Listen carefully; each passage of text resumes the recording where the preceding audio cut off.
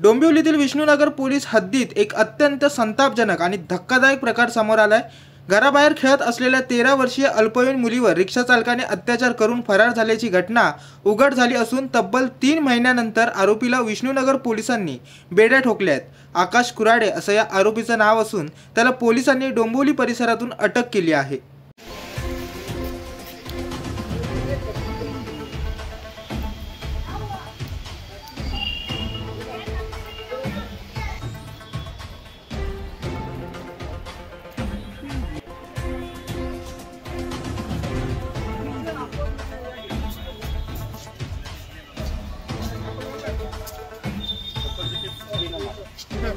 या लोकांनी मला काय